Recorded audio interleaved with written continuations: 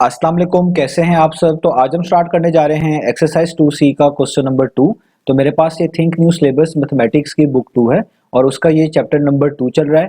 मैंने इस चैप्टर के नेम से एक सेपरेट प्लेलिस्ट बनाई हुई है, उसका लिंक भी नीचे डिस्क्रिप्शन में दिया हुआ है ताकि आप लोगों को इस चैप्टर से रिलेटेड तमाम सॉल्यूशंस एक जगह पर आसानी से इसी प्लेलिस्ट में मिल सकें।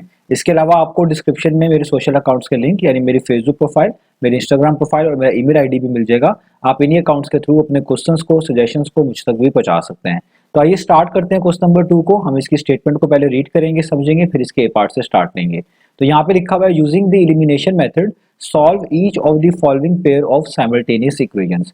तो आपको कहा गया है कि क्वेश्चन नंबर 2 के डिफरेंट पार्ट्स में डिफरेंट साइमल्टेनियस इक्वेशंस दी गई हैं। आपने इन साइमल्टेनियस इक्वेशंस को सॉल्व करके दिखाना है एलिमिनेशन मेथड के जरिए। अब साइमल्टेनियस इक्वेशंस ऐसी इक्वेशंस होती है जिनका कोई कॉमन सोल्यूशन आता है।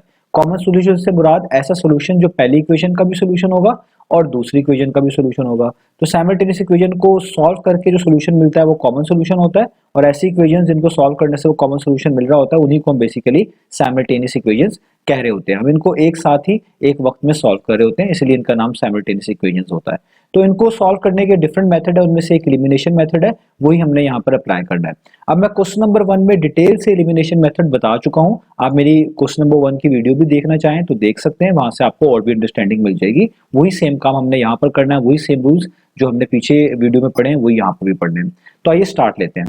तो जब भी आपने साइमल्टेनियस इक्वेशंस को सॉल्व करना हो, सबसे पहला स्टेप ये होता है कि आप अपनी इक्वेशंस को लेबल कर लें, इनका नाम रख लें। जैसे ये पहली वाली इक्वेशन है, इसका नाम मैं रखूंगा इक्वेशन नंबर 1 और ये जो दूसरी वाली इक्वेशन है इसका नाम मैं रखूंगा इक्वेशन नंबर 2।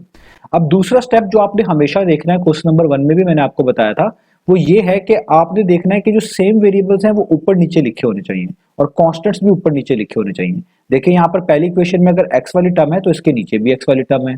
पहली इक्वेशन में बाद में y वाली टर्म है तो उसके नीचे भी y वाली टर्म है। इधर एक कांस्टेंट लिखा हुआ है तो इधर भी एक कांस्टेंट लिखा हुआ है। तो सेम वेरिएबल्स ऊपर नीचे होने चाहिए। अगर ये सेम वेरिएबल्स ऊपर नीचे नहीं लिखे हुए, इनकी अरेंजमेंट ठीक नहीं है, तो पहले आपने अरेंजमेंट को ठीक करना है, उसके बाद आपने बाकी स्टेप्स करने हैं। क्योंकि यहाँ पर सब चीज ठीक है तो अब चलेंगे हम आगे। अब हमने देखना है कि एलिमिनेशन मेथड क्या होता है। एलिमिनेशन मेथड में आप किसी एक वेरिएबल को एलिमिनेट करते हैं और सिर्फ उसी वेरिएबल को आप एलिमिनेट कर सकते हैं जिसका एटलीस्ट कोफिशिएंट सेम हो। कोफिशिएंट कहते हैं जो वेरिएबल के साथ लिखा होता है। जैसे यहाँ पे x के साथ 7 लिखा हुआ है, ये x का कोफिशिएंट है। इधर x के साथ 3 लिखा हुआ है, ये 3 का कोफिशिएंट है। इधर y के साथ ये -2 लिखा हुआ है तो ये y का कोफिशिएंट है। इसी तरीके से ये +4 इस y का कोफिशिएंट है। तो आपके वेरिएबल के कोफिशिएंट सेम होंगे, उसके बाद आप उसको आसानी से एलिमिनेट कर पाएंगे इन रूल्स के जरिए। अब आप यहाँ पर देखें कि आप अगर यहाँ पर किसी भी वेरिएबल को एलिमिनेट करना चाहते हैं तो यहाँ पर कहीं पर भी कोफिशिएंट सेम नहीं है। ये x देख लें, इधर x के साथ 7 लिखा हुआ है, इधर x के साथ 3 लिखा हुआ है। इधर y को देख लें, इधर y के साथ 2 लिखा हुआ है -2 और इधर लिखा हुआ y के साथ 4। तो कोफिशिएंट सेम है ही नहीं। तो जब आपके कोफिशिएंट सेम नहीं होंगे आपको कोफिशिएंट सेम बनाने पड़ेंगे। अब किसके कोफिशिएंट सेम बनाएं, आपकी चॉइस है। आप चाहे x वाले वेरिएबल के कोफिशिएंट सेम बना लें, चाहे आप y वाले वेरिएबल के कोफिशिएंट सेम बना लें। मैं आपको सजेस्ट करूंगा उस वेरिएबल के कोफिशिएंट सेम बनाइएगा जिनके कोफिशिएंट्स के साइन ऑपोजिट हो। जैसे आप देखें यहाँ पर y के साथ जो कोफिशिएंट है वो -2 है माइनस के साइन के साथ, और नीचे जो y के साथ कोफिशिएंट है वो +4 है प्लस साइन के साथ, इनके साइन ऑपोजिट है। इनके कोफिशिएंट सेम बना लेने से चीजें जरा आसान हो जाएंगी, अदरवाइज आपकी चॉइस है। अब मैं कैसे सेम बनाऊंगा, यहाँ पे लिखा हुआ 4y, ऊपर लिखा हुआ 2y। तो आपने दोनों को सेम बनाने के लिए किसी नंबर से इन इक्वेशंस को मल्टीप्लाई करना होगा। जैसे अगर आप देखें, आप इस पहली वाली इक्वेशन को 2 से मल्टीप्लाई करवा दे दोनों साइड्स पे, तो यहाँ पर 2 की जगह पर 4 बन जाएगा और ये बिल्कुल नीचे भी 4 ही कोफिशिएंट है तो दोनों सेम हो जाएंगे। तो हम यही लिखेंगे, तो हम यहाँ पे करते हैं। तो मैं यहाँ पे लिखूंगा मल्टीप्लाइंग इक्वेशन नंबर 1 बाय 2। आप पहली इक्वेशन को 2 से मल्टीप्लाई कर दें। अब कैसे करेंगे, हम राइट साइड पे और लेफ्ट साइड पे दोनों तरफ 2 से मल्टीप्लाई करेंगे। यहां पर भी मैं लिखूंगा 2 मल्टीप्लाई बाय 7x - 2y इस तरह राउंड ब्रैकेट्स में, और इस 17 को भी इस तरह लिखूंगा 2 मल्टीप्लाई बाय 17। दोनों तरफ आपने इस तरह मल्टीप्लाई करवाना है। अब 2 7 टाइम्स कितना हो जाएगा, जब ब्रैकेट्स ओपन करेंगे वो हो जाएगा 14x। ये +2 है, ये -2y है, प्लस माइनस माइनस होता है तो 2 टाइम्स हो जाएगा 4 और 7y वैसे ही। और यहां पर आपने 2 को 17 टाइम्स करना है। अब 2 17 टाइम्स कितना होता है, वो होता है आपके पास 34। तो यहाँ पे आपके पास क्या आ जाएगा 34। और ये आपके पास कौन सी इक्वेशन आ गई, इसका नाम आपने रख देना इक्वेशन नंबर 3। अब आप देखिए यहाँ पर y का जो कोफिशिएंट है वो क्या बन चुका है 4। अभी हम साइन को नहीं देख रहे हैं, जस्ट इस वाले कोफिशिएंट की बात कर रहे हैं, जस्ट साइन के अलावा, तो 4। अब आप देखिए, अब जो जहां पे दूसरी इक्वेशन थी उसमें भी y का कोफिशिएंट क्या था 4, तो यानी आपने कोफिशिएंट सेम बना लिए। अब आप इनको जो है ना ऊपर नीचे यहाँ पे रख के देख सकते हैं। जैसे मैं मिसाल के तौर पे ये इसी इक्वेशन 3 को दोबारा से लिख रहा हूं आपको समझाने के लिए। ये है 14x minus 4y is equal to 34। ये आपकी इक्वेशन नंबर 3 है जिस तरह इसको ऊपर नेम किया गया है। और इसके नीचे इक्वेशन नंबर 2 लिख देता हूं, तो वो है 3x, ये ऊपर से लिख रहा हूं, plus 4y is equal to 17। ये आपकी कौन सी है, इक्वेशन नंबर 2। अब क्योंकि कोफिशिएंट सेम बन चुके हैं, तो जब वेरिएबल्स के कोफिशिएंट सेम हो जाएं, चाहे साइन सेम हो या ना हो, तो तब ही आप उनको एलिमिनेट कर पाते हैं। अब y वाले वेरिएबल के कोफिशिएंट सेम है, अब हमने इन रूल्स को देखना है। तो ये मैंने आपको रूल समझाया था कि रूल नंबर 1 के मुताबिक अगर आप किसी ऐसे वेरिएबल को एलिमिनेट करना चाहते हैं जिसके कोफिशिएंट सेम है लेकिन उसके साइन ऑपोजिट है, तो ऐसे सिनेरियो में आपने उनको ऐड करना होगा। किसको ऐड करना होगा, इक्वेशन को ऐड करना होगा। तो आप देखिए यहां पर अगर आप इस y वेरिएबल को एलिमिनेट करना चाहते हैं, इसके कोफिशिएंट सेम है लेकिन इसके साइन ऑपोजिट है, यहां पर माइनस का साइन है, यहां पे प्लस का साइन है। तो रूल नंबर 1 के मुताबिक जब वेरिएबल्स के कोफिशिएंट सेम हो लेकिन साइन ऑपोजिट हो, तो इनको हमेशा ऐड किया जाएगा इन दोनों इक्वेशंस को। तो इसलिए आप यहां पे लिखेंगे कि एडिंग, आप ऐड करेंगे कौन सी, इक्वेशन 3 को एंड इक्वेशन 2, इन दोनों को ऐड कर दें। अब ऐड करने का तरीका होता है, लेफ्ट साइड लेफ्ट में ऐड होती है, राइट साइड राइट में ऐड होती है। तो मैं यहाँ पे लेफ्ट साइड को लिखूंगा, वो है 14x माइनस 4y, इसमें ऐड कर दूंगा, यहाँ पे राउंड ब्रैकेट्स का यूज कर लीजिएगा, ये है 3x प्लस 4y। तो लेफ्ट साइड को लेफ्ट साइड में ऐड करेंगे और राइट साइड को राइट साइड में 34 17 में ऐड होगा, तो 34 प्लस 17। ये रूल्स मैं आपको पिछली वीडियो में भी समझा चुका हूं। अब आप यहाँ पे ब्रैकेट्स ओपन करें तो ये हो जाएगा 14x माइनस 4y, यहाँ पे प्लस अंदर कुछ भी चेंज नहीं होगा, प्लस 3x ही आ जाएगा यहाँ पर, और ये प्लस प्लस प्लस ही होता है, यहाँ पे प्लस 4y आ जाएगा। और यहाँ पे आपने क्या करना है, यहाँ पर आपने 34 में 17 को ऐड कर देना है, जो कि कितना होता है, वो होता है 51। ठीक है, ये 51 है।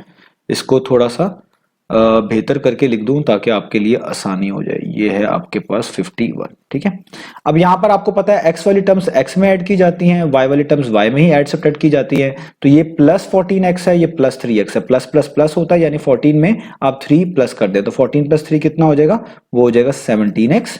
और ये माइनस 4y और प्लस 4y कट जाएगा, क्योंकि प्लस माइनस माइनस होता है, यानी 4y में से 4y माइनस करवाएंगे तो 0y आ जाएगा, उसको लिखने की जरूरत नहीं है। तो इसलिए ये प्लस 4y और माइनस 4y कैंसिल आउट हो गया, और यहाँ पे जस्ट क्या बच गया, 51। अब आप देखिए यहाँ पर ये 17 मल्टीप्लाई हो रहा है, इसको आप इक्वेशन के दूसरी तरफ मूव करेंगे तो ये 51 को जाकर डिवाइड करेगा, यानी इस 51 डिवाइड हो गए 17 से, तो अब यहाँ पे आ गया 51 डिवाइडेड बाय 17। अब आप देखें कि 17 के टेबल में 51 आता है, 17 1 टाइम 71, 17 1 टाइम 17 सॉरी, और 17 3 टाइम्स 51। तो x की वैल्यू कितनी आ गई, 3। तो ये आपने x की वैल्यू निकाल ली। अब देखें आपने x की जब वैल्यू निकाल ली, कैसे निकाली, y वेरिएबल को एलिमिनेट करके, तो इसीलिए इसको हम एलिमिनेशन मेथड बोलते हैं। अब ये जो x की वैल्यू आ गई, आप ऊपर किसी भी इक्वेशन में पुट कर दें, आपको y की वैल्यू मिल जाएगी। मैं पहली वाली इक्वेशन में पुट कर रहा हूं, तो मैं यहां पे लिखूंगा put x is equal to 3 in equation 1। अब पहले इक्वेशन 1 हम यहां पर लिखते हैं, वो है 7x minus 2y is equal to 17। 7x minus 2y is equal to 17। यहां पर आप x की जगह पर x की वैल्यू पुट कर दें, तो 7 वैसे ही x की जगह पर उसकी value 3 minus 2y equal to 17। अब यहां पर आप देखें सॉल्व करें, 7 3 टाइम्स कितना होता है, वो होता है 21 minus 2y is equal to 17। और आप देखें ये प्लस 21 है, 21 एक तरह का ऐड हो रहा है इस माइनस 2y में। ठीक है, तो ये प्लस 21 वहां जाके क्या हो जाएगा, माइनस 21, यहाँ पे माइनस 2y वैसे ही रहेगा, और वहां पे आ जाएगा 17 माइनस 21। ठीक है, अब आप सॉल्व कर ले इस 17 माइनस 21 को भी, तो ये प्लस माइनस माइनस होता है, 21 में से 17 निकालेंगे 4 आएगा, साइन बड़ी वैल्यू का यानी 21 का, तो उसके पीछे माइनस है तो माइनस, और यहाँ पे माइनस 2y तो वैसे का वैसे ही है, माइनस माइनस से आपके सामने आप कट जाएगा, तो ये हो जाएगा y। ये 2 यहाँ पर मल्टीप्लाई हो रहा है, वहां पे जाके इस 4 को डिवाइड करेगा, यानी इसके नीचे लिखा जाएगा। और आप जानते हैं 2 1 टाइम्स 2 होता है, 2 2 टाइम्स 4 होता है, तो y की वैल्यू क्या आ गई, वो आ गई 2। तो आपने दोनों वैल्यूज निकाल ली, यही आपका आंसर है। आपने x की वैल्यू भी निकाल ली, वो कितनी है 3, और आपने y की वैल्यू भी निकाल ली, वो कितनी है 2। आप इसको ऑर्डर्ड पेयर में भी लिख सकते हैं, पहले x की वैल्यू और फिर y की वैल्यू। और मैंने चेकिंग का प्रोसीजर पहली वाली वीडियो में बताया हुआ है कि अगर आप ये x और y की वैल्यूज इन इक्वेशन में पुट कर दें, इन दोनों इक्वेशन में, और आप देखें पुट करने के बाद इनकी लेफ्ट और राइट हैंड साइड इक्वल आ रही है तो आपके आंसर्स ठीक है। अगर इक्वल नहीं आ रही तो फिर आपके आंसर ठीक नहीं है, कहीं पे गलती की, आप इसको चेक भी कर सकते हैं। ये मैंने क्वेश्चन नंबर 1 की वीडियो में डिस्कस किया हुआ है। तो यहाँ पर आपका ये पहला पार्ट हो गया, उम्मीद है आपको सारी चीजें समझ आई होंगी। अब इसी पैटर्न पे हम कोई और पार्ट भी करके देखते हैं। आपने इनमें से कोई से एक पार्ट भी समझ लिया अच्छे से तो आप बाकी पार्ट खुद से आसानी में कर लेंगे, तो इसलिए हम सारे यहाँ पर नहीं करेंगे, मैं कोशिश करूंगा एक और भी कर दूं ताकि आपके लिए और भी आसानी हो जाए। तो आइए कोई और पार्ट देखते हैं। तो अब आपको सामने स्क्रीन पर पार्ट नंबर सी लिखा हुआ नजर आ रहा है। तो मैं इस क्वेश्चन में से डिफरेंट पार्ट्स कर रहा हूं। अगर आप कोई एक पार्ट भी समझ लेंगे तो आपको बाकी पार्ट्स खुद से ही आसानी से समझ आ जाएंगे। तो मैं कोशिश कर रहा हूं कि जो भी डिफरेंट पार्ट्स यहां पर हो सकते हैं कर लूं ताकि आपके लिए आसानी हो जाए। बाकी इंशाल्लाह आप खुद से ट्राई करेंगे तो चीजें और भी बेहतर होंगी। तो यहाँ पर सी पार्ट में आप देखें आपको साइमल्टेनियस इक्वेशन दी हुई है। यहाँ पर आपको एक लिख के इक्वेशन दी गई है x+2y = 3 और दूसरी 3x+5y = 7। सबसे पहला काम आपका यही है जो मैं आपको पिछले क्वेश्चन से समझाता आ रहा हूं कि आपने इनको लेबल कर लेना। आप मिसाल के तौर पे कह देंगे कि ये आपकी पहली वाली जो है इसका नाम इक्वेशन नंबर 1 है और ये दूसरी इक्वेशन है इसका नाम इक्वेशन नंबर 2 है। उसके बाद आप ये चेक करेंगे कि सेम वेरिएबल्स ऊपर नीचे लिखे होने चाहिए। यहाँ पर भी x लिखा हुआ है, नीचे भी x है, इधर 2y है तो ये y वेरिएबल है इधर, तो इसके नीचे भी y वेरिएबल लिखा हुआ है, कांस्टेंट के नीचे कांस्टेंट लिखा हुआ है। तो सारी अरेंजमेंट ठीक है, कोई भी चेंज करने की जरूरत नहीं है। तो ये स्टेप भी क्लियर हो गया। अब है इसका एलिमिनेशन मेथड करना और ये डिसाइड करना हम किस वेरिएबल को एलिमिनेट करना चाहते हैं। याद रखें एलिमिनेशन मेथड में कि आप उसी वेरिएबल को एलिमिनेट कर सकते हैं जिसका एटलीस्ट जो साथ कोफिशिएंट लिखा हो वो सेम हो। यानी अगर आप y वेरिएबल को एलिमिनेट करना चाहते हैं तो उसके साथ जो ये नंबर लिखा होता है इसको हम कोफिशिएंट बोलते हैं, ये सेम होने चाहिए। जैसा ऊपर होना चाहिए वैसे नीचे वाले y के साथ भी वही लिखा होना चाहिए। सेम अप्लाई करता है x के ऊपर कि x के कोफिशिएंट भी ऊपर नीचे सेम होने चाहिए। तो अगर वेरिएबल्स के कोफिशिएंट सेम होंगे तभी आप उनको इजीली एलिमिनेट कर पाएंगे। उनके साइन चाहे कोई भी हो, चाहे वो प्लस हो, चाहे उनके कोफिशिएंट के साइन ऑपोजिट हो, यानी एक का प्लस एक का माइनस हो, उससे कोई प्रॉब्लम नहीं होगी, वो इन रूल्स की मदद से आसानी से हो जाएंगे। अब दूसरी चीज जो आपने याद रखनी है कि खाली वेरिएबल अगर लिखा हुआ है, जैसे ये खाली x लिखा हुआ है तो इसका कोई कोफिशिएंट नहीं है तो आपने इसके साथ 1 ही कंसीडर करना है। कहीं पे खाली y लिखा हो उसका कोई कोफिशिएंट नहीं है, उसके साथ आपने 1 कंसीडर करना है। अब देखें यहां पर आप ये सिनेरियो देखें कि आपके पास ये सिनेरियो बन गया। अब आप किस वेरिएबल को जो है यहां पर एलिमिनेट करेंगे, आपकी चॉइस है। आप चाहे x वेरिएबल को एलिमिनेट कर लें, चाहे y वेरिएबल को एलिमिनेट कर लें। ज्यादा आसानी ये होती है कि आप उन वेरिएबल्स को एलिमिनेट करें जिनके साइन जो है ना सॉरी, जिनके जो साइन है जो कोफिशिएंट के वो ऑपोजिट हों। जैसे आप देखें यहां पर जितने भी वेरिएबल्स लिखे हुए हैं उनके पीछे प्लस का ही साइन है। ये y वेरिएबल जो है इसके पीछे भी प्लस का है, इधर भी प्लस का है, x के पीछे कुछ नहीं है तो वो तो ऑटोमेटिकली प्लस का है। तो इसका मतलब यहां पर तो आप किसी को भी एलिमिनेट कर लेंगे तो कोई प्रॉब्लम नहीं होगा क्योंकि सारे वेरिएबल्स के पीछे प्लस का ही साइन है, ऑपोजिट साइन किसी के पीछे नहीं है। हाँ, अगर वेरिएबल्स के पीछे ऑपोजिट साइन होते तो हम प्रेफरेंस उसको देते क्योंकि वो जरा थोड़ा आसान होता है, जैसे मैंने ए पार्ट में आपको समझाया है। तो मिसाल के तौर पर मैं यहाँ पर डिसाइड करता हूँ कि यहाँ पर मैं x वेरिएबल को एलिमिनेट करता हूं। पिछली वाली क्वेश्चन में मैंने y वेरिएबल को एलिमिनेट करना सिखाया। यहां पर अगर आप x वेरिएबल को एलिमिनेट करना चाहते हैं तो क्या करेंगे, तो देखिए यहां पर x के साथ लिखा हुआ है कोफिशिएंट के तौर पे y और नीचे x के साथ लिखा हुआ है कोफिशिएंट के तौर पे 3। तो मुझे इन दोनों को सेम बनाना है। अब इन दोनों को सेम बनाने का तरीका यह है कि या तो मैं इन दोनों को 1 बना लूं या इन दोनों को 3 बना लूं, इससे आगे तो और कोई ऑप्शन नहीं है। तो मैं ये करूंगा कि जो पहली इक्वेशन है इसमें क्योंकि यहाँ पे 1 लिखा हुआ है, मैं इसको इस नीचे वाली जो आपकी इक्वेशन है इसमें जो x का जो कोफिशिएंट है 3 उसी से इस पहली इक्वेशन को मल्टीप्लाई कर दूंगा ताकि यहाँ पे भी क्या बन जाए 3 बन जाए, क्योंकि हमने x के कोफिशिएंट क्या बनाने, सेम बनाने हैं। तो मैं इसलिए लिखूंगा यहाँ पर मल्टीप्लाइंग इक्वेशन 1 बाय 3। ये मैं 3 से क्यों मल्टीप्लाई कर रहा हूं, ताकि जब ये 3 1 टाइम्स होगा यहां पर तो ये 3 हो जाएगा, तो इधर x के और नीचे वाले x के कोफिशिएंट क्या कर जाएंगे, मैच कर जाएंगे। तो मैं यहाँ पे 3 लिखूंगा, आगे राउंड ब्रैकेट्स में ये पूरी की पूरी इक्वेशन की लेफ्ट साइड यानी 1x + 2y और इधर राइट साइड को भी उसी नंबर से मल्टीप्लाई करवाना है। तो यहाँ पर 3 है तो इसको भी आप किससे मल्टीप्लाई करेंगे, 3 से। दोनों साइड पर हमेशा मल्टीप्लाई करवाते हैं। अब ब्रैकेट्स ओपन करेंगे तो आपको पता है 3 को 1 टाइम्स करेंगे कितना हो जाएगा 3, साथ x वैसे ही, और 3 को +2y से करेंगे तो प्लस वैसे ही, तो 3 2 टाइम्स कितना होता है 6, उसके साथ y वैसे ही, और यहाँ पे 3 3 टाइम्स कितना हो जाएगा 9, और इस इक्वेशन का नया नाम दे दीजिएगा, ये है हमारे पास इक्वेशन नंबर 3। तो अब आप देखें यहाँ पर x का कोफिशिएंट क्या आ गया 3 और इक्वेशन नंबर 2 का भी x का कोफिशिएंट क्या था 3, तो देखिए कोफिशिएंट सेम बन गए। अब आप इनको ऊपर नीचे लिख लें, जैसे ये अब मैं यहाँ पर लिखता हूँ कि ये तो आपके पास पहले से लिखी हुई इक्वेशन नंबर 3 पहली इक्वेशन थी आपकी, जो इक्वेशन नंबर 2 थी वो इसके नीचे लिख रहा हूँ, वो है 3x + 5y is equal to 7 और यहां पर इसका ये लेबल भी, ये इक्वेशन नंबर क्या है 2। तो देखें अब हमारे पास यहां पर ये दोनों इक्वेशंस ऐसी हैं जिसमें x का कोफिशिएंट सेम है, तो जिस वेरिएबल का कोफिशिएंट सेम होता है उसको ही एलिमिनेट किया जाता है, उसी को एलिमिनेट करना सबसे आसान होता है, चाहे उसके पीछे कोई भी साइन मौजूद हो। अब यहां पर आप देखिए कोई साइन नहीं है तो आप प्लस कंसीडर करेंगे, यहां पर भी कोई साइन नहीं है तो आप क्या कंसीडर करेंगे, प्लस कंसीडर करेंगे। अब हम इन रूल्स की तरफ आएंगे, तो यहां पर आप देखिए ये रूल नंबर 2 लिखा हुआ है कि अगर आप किसी ऐसे वेरिएबल को एलिमिनेट करना चाहते हैं जिसके कोफिशिएंट्स तो सेम है, यानी आप देखें x का कोफिशिएंट 3 है, नीचे भी x का कोफिशिएंट 3 है, दोनों वेरिएबल्स के कोफिशिएंट सेम है और साथ साथ उनके साइंस भी सेम है, यानी इस 3x के पीछे प्लस लिखा हुआ है, इधर भी 3x के पीछे लिखा हुआ प्लस, तो साइन भी सेम है। तो ऐसे सिनेरियो में ऐसे वेरिएबल को एलिमिनेट करने का रूल होता है कि आप सब्ट्रैक्ट करेंगे, आप क्या करेंगे, आप माइनस कर देंगे इन दोनों इक्वेशंस को। तो हम यहां पर जस्ट सब्ट्रैक्ट कर देंगे, आपकी अपनी चॉइस, आप किसी भी इक्वेशन में से किसी को भी सब्ट्रैक्ट करवा सकते हैं। तो मैं यहां पे लिखूंगा कि सब्ट्रैक्टिंग, या आपने भी ऐसे ही मेंशन कर देना, सब्ट्रैक्टिंग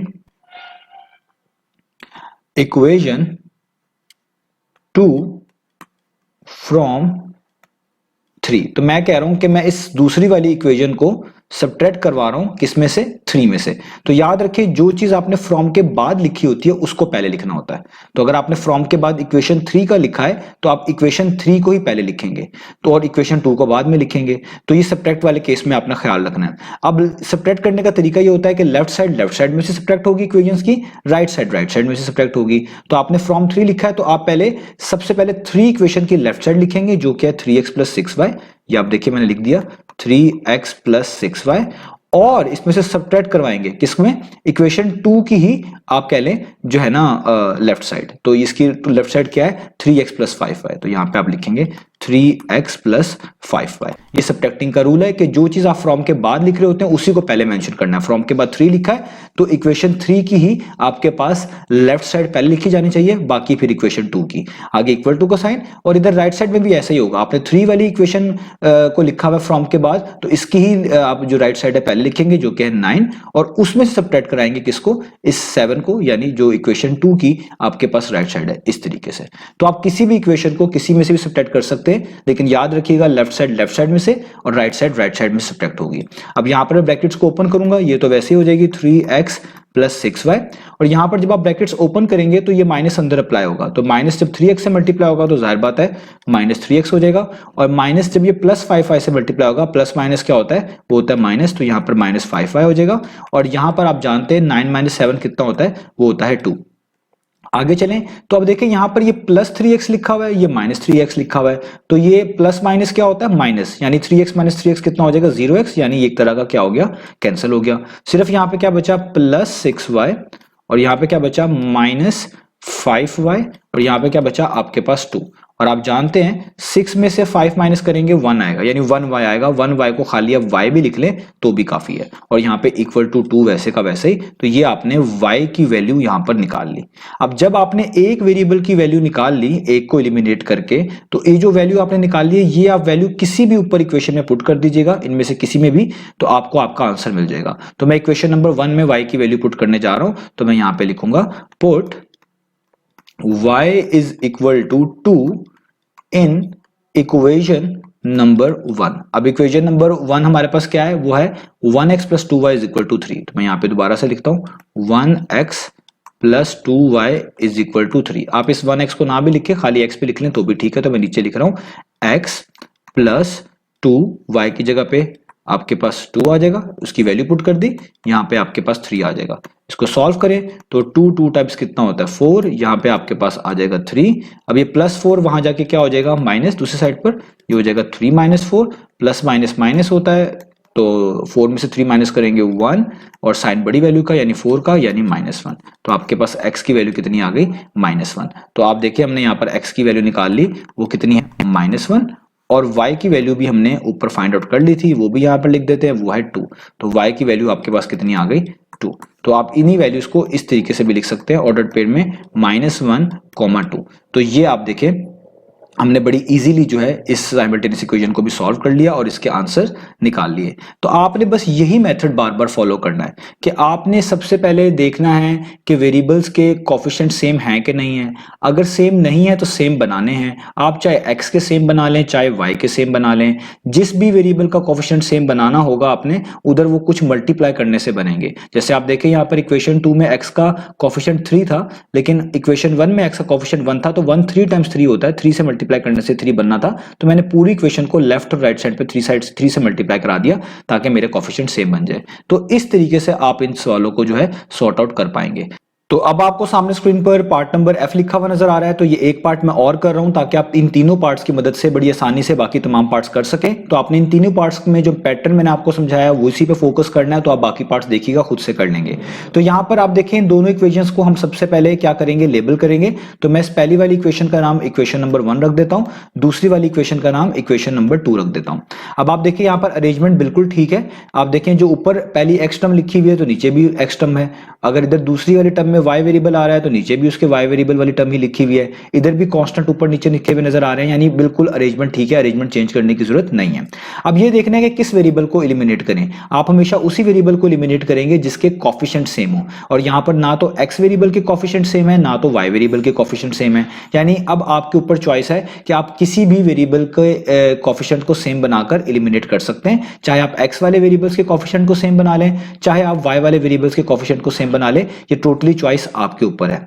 अब मैं आपको रिकमेंड ये करूंगा कि आप कोशिश करें, अगर आपके पास कोई ऐसा वेरिएबल आ रहा हो आपकी इक्वेशन में जिसके ऊपर और नीचे कोफिशिएंट्स जो हैं उनके साइन ऑपोजिट हो, यानी एक का प्लस हो एक का माइनस हो, उसको सेम बना लीजिएगा, चीजें ज्यादा आसान हो जाएंगी। अदरवाइज आपकी मर्जी, आप किसी भी वेरिएबल को एलिमिनेट करना चाहें तो किसी भी वेरिएबल के आप कोफिशिएंट्स को सेम बना सकते हैं। अब यहां पर देखें इधर x के साथ जो लिखा हुआ है कोफिशिएंट 9 लिखा हुआ है और नीचे x के साथ 3 लिखा हुआ है। तो आप जानते हैं आप 3 को 9 बना सकते हैं। अगर आपने इस 3 को 9 बना लिया तो ये बिल्कुल ऊपर जैसे कोफिशिएंट जैसा हो जाएगा। तो हम यही क्या करेंगे, हम कोई ऐसा वेरिएबल ढूंढा करेंगे जिसको किसी आप कह लें नंबर से मल्टीप्लाई करके वो ऊपर जैसा या ऊपर वाले अगर हो तो नीचे जैसा उस जैसा कोफिशिएंट वो बन जाए, वो सेम टू सेम हो जाए। तो अगर ऊपर x का कोफिशिएंट 9 है तो मैं इधर भी 9 बना सकता हूं अगर मैं इस पूरी इक्वेशन को 3 से मल्टीप्लाई कर दूं, जिससे यहां पर इस 3 टाइम्स क्या बन जाएगा, 9 बन जाएगा। तो यही मैं यहां पर करूंगा। तो मैं लिखूंगा मल्टीप्लाइंग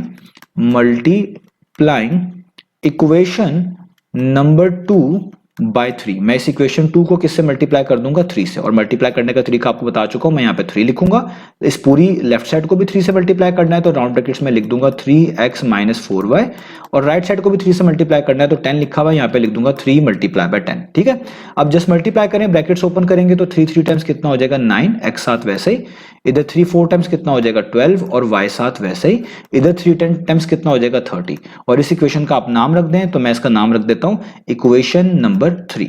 अब ये इक्वेशन नंबर 3 आ गई। अब आप देखें इधर x का कोफिशिएंट क्या है 9, और ऊपर भी x का कोफिशिएंट क्या था 9। तो इस तरीके से आपने किसी नंबर से मल्टीप्लाई करके आप अपने x या y वेरिएबल के कोफिशिएंट्स को सेम बना सकते हैं। तो मैंने यहाँ पर x के कोफिशिएंट सेम बना लिए। अब मैं दोनों इक्वेशंस को दोबारा लिखूंगा। जो पहली इक्वेशन थी 9x minus 5y is equal to 2, उसको दोबारा लिखूंगा। ये मैंने लिख ली 9x minus 5y is equal to 2, इसके साथ लिखूंगा भी, इक्वेशन नंबर 1 है।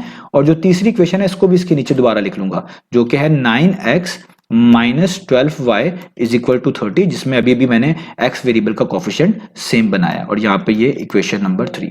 अब आप देखें जब आपने ये कर लिया, अब रूल्स की मदद है, क्योंकि आपने कोफिशिएंट सेम बना लिए, अब आप रूल्स को देखेंगे। तो रूल नंबर 2 के मुताबिक अगर आप किसी ऐसे वेरिएबल को एलिमिनेट करना चाहते हैं जिसके कोफिशिएंट भी सेम है और साइन भी सेम है उनके पीछे, तो आपको सब्ट्रैक्ट करना पड़ता है। आप देखिए अब x वेरिएबल को एलिमिनेट करना चाह रहे हैं तो इसका कोफिशिएंट क्या है +9, यानी प्लस है। इधर भी x वेरिएबल का कोफिशिएंट क्या है +9, ये भी प्लस है, साइन सेम है, तो आपको सब्ट्रैक्ट करना पड़ेगा। आप किसी भी इक्वेशन को इन दोनों में से किसी में से भी सब्ट्रैक्ट कर सकते हैं। तो मैं यहां पे लिख रहा हूं सब्ट्रैक्टिंग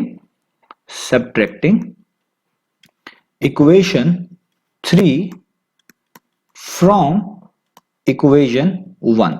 तो मैं क्या कर रहा हूं, मैं 3 वाली इक्वेशन को सब्ट्रैक्ट कर रहा हूं, किस में से, 1 वाली इक्वेशन में से। तो जो चीज फ्रॉम के बाद मेंशन की जाएगी उसको हमेशा पहले लिखना है। लेफ्ट साइड को लेफ्ट साइड में सब्ट्रैक्ट करना होता है, राइट साइड को राइट साइड में से, लेकिन जो चीज फ्रॉम के बाद लिखी जाएगी सब्ट्रैक्ट वाले केस में उसको हमेशा पहले लिखना है। तो आप देखिए फ्रॉम इक्वेशन 1 है तो इक्वेशन 1 की लेफ्ट साइड आप पहले लिखेंगे, जो कि ऊपर है 9x minus 5y, round brackets में आगे माइनस का साइन, और किस में सब्ट्रैक्ट करना है, 3 में से। तो 3 की ये लेफ्ट साइड, इसको राउंड ब्रैकेट्स में लिखेंगे -9x -12y और यहाँ पर इक्वल टू का साइन, इधर राइट साइड में भी ऐसे ही करेंगे।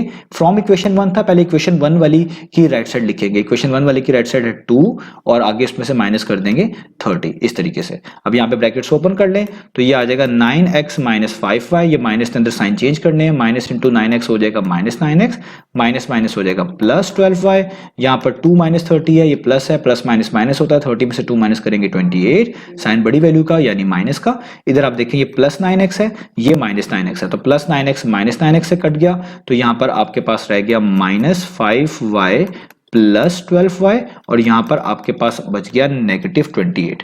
अब ये क्या होता है, प्लस माइनस क्या होता है, माइनस, यानी आपको माइनस करना है। 12 में से 5 आप माइनस करेंगे, आपके पास 7 आ जाएगा और वेरिएबल y वैसे ही साइन बड़ी वैल्यू का ही आएगा, यानी 12 का ये प्लस है तो ये भी प्लस ही है, यहाँ पे आ जाएगा -28। अब ये 7 यहाँ पर मल्टीप्लाई हो रहा है, इक्वेशन के दूसरी तरफ जाएगा तो ये वहां जाकर इस -28 को आप कह लें डिवाइड करेगा, तो 28 डिवाइडेड बाय 7 आपको करना पड़ेगा और आप जानते हैं 7 1 टाइम्स 7 4 टाइम्स 28 होता है, तो यहाँ पर y की वैल्यू आपके पास क्या आ गई, -4। अब ये जो y की वैल्यू आई है आप इसको किसी भी इक्वेशन में पुट कर दें, तो मैं यहाँ पे लिखूंगा पुट y इक्वल्स टू -4 इन, मैं किसी इक्वेशन में पुट कर रहा हूं, मैं सबसे पहली वाली दूसरी वाली इक्वेशन में पुट कर देता हूं, ज्यादा बेहतर लग रही है, तो मैं दूसरी वाली इक्वेशन में पुट कर देता हूं 3x - 4y = 10 इन इक्वेशन नंबर 2। ठीक है, इक्वेशन नंबर 2 तो वो कौन सी है, 3x - 4y = 10। इसमें आप y की जगह पर उसकी वैल्यू पुट कर दें, ये 3x वैसे ही, माइनस वैसे ही, 4 वैसे ही, y की जगह पे -4 और यहाँ पे =10 वैसे का वैसा ही। ठीक है, अब यहाँ पर सॉल्व करें, ये हो जाएगा 3x, ब्रैकेट्स ओपन करेंगे, माइनस माइनस प्लस, 4 4 टाइम्स होता है 16, यहाँ पे आ जाएगा 10 और यहाँ पर ये +16 वहां जाके माइनस होगा तो ये हो जाएगा 10 - 16 और 10 - 16 आप जानते हैं वो होता है -6, यहाँ पर आ जाएगा 3x, ये 3 मल्टीप्लाई हो रहा है, वहां जाकर इस -6 को डिवाइड करेगा, इस तरह उसके नीचे आ जाएगा, तो 3 1 टाइम्स 3 2 टाइम्स, तो x की वैल्यू कितनी आ जाएगी, -2 यानी -2। तो आपने दोनों वैल्यूज निकालनी, x की वैल्यू निकाल ली -2 और y की वैल्यू आपने भी जो पुट करी थी यानी -4, यही आपने फाइंड आउट करके दिखाना था। इसी को आप इस तरह ऑर्डर्ड पेयर में भी लिख सकते हैं, पहले x की वैल्यू और फिर y की वैल्यू।